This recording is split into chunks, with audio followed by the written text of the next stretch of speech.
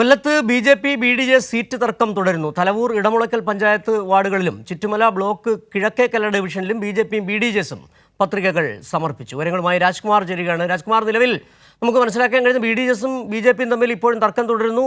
എത്ര സീറ്റുകളാണ് ബി.ഡി.ജെസിന് നൽകാമെന്ന് പറഞ്ഞിരുന്നത്? എന്താണ് ഇപ്പോൾ തർക്കത്തിനിടയാക്കിയ മറ്റു വിവരങ്ങൾ?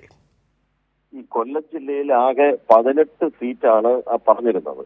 അതായത് കൊല്ലം കോർപ്പറേഷൻ, മുനിസിപ്പാലിറ്റി, ബ്ലോക്ക്, ഗ്രാമപഞ്ചായത്ത് ഉൾപ്പെടെ ബി.ഡി.ജെസിന് എല്ലാം കൂടി 18 സീറ്റുകളാണ് ബി.ജെ.പി പറഞ്ഞിരുന്നത്. അതിൽ തർക്കമുള്ള ഇപ്പോൾ ഈ സിജു സൂചിപ്പിച്ച 3 സ്ഥലങ്ങളിൽ ബി.ജെ.പി സ്ഥാനാർത്ഥികളും പത്രിക സമർപ്പിച്ചിട്ടുണ്ട്, ബി.ഡി.ജെസും പത്രിക സമർപ്പിച്ചിട്ടുണ്ട്. ഇവർ തങ്ങളിൽ ഇതിൽ ബി.ഡി.ജെസ് ബി.ജെ.പിയോട് അവരുടെ നിലപാട് വ്യക്തമാക്കിയിട്ടുണ്ട്. ഒരു കാരണവശാലും 24-ാം തീയതി വൈകിട്ട് വരെയും തങ്ങൾ ഈ സ്ഥാനാർത്ഥിത്വം പിൻവലിക്കില്ല, പത്രിക പിൻവലിക്കുന്ന പ്രശ്നമില്ല എന്ന് വ്യക്തമാക്കിയിട്ടുണ്ട്. അഥവാ ഇവര് ഈ ബി.ജെ.പി പിൻവലിക്കാൻ തയ്യാറായില്ലെങ്കിൽ ഇവിടെ ബി.ഡി.ജെസ് ബി.ജെ.പി സഖ്യങ്ങൾ വേർപെട്ട് രണ്ടായി തന്നെ മത്സരിക്കും.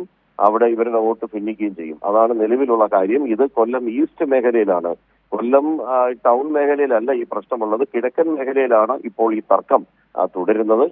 ഇതാണ് അതിന്റെ സംഭവം. ശരി, രാജ്കുമാറാണ് കൊല്ലത്തു നിന്നുള്ള ബി.ജെ.പി. ബി.ഡി.ജെ. തർക്കം സംബന്ധിച്ച് ഏറ്റവും പുതിയ വിവരങ്ങൾ പങ്കുവച്ചത്.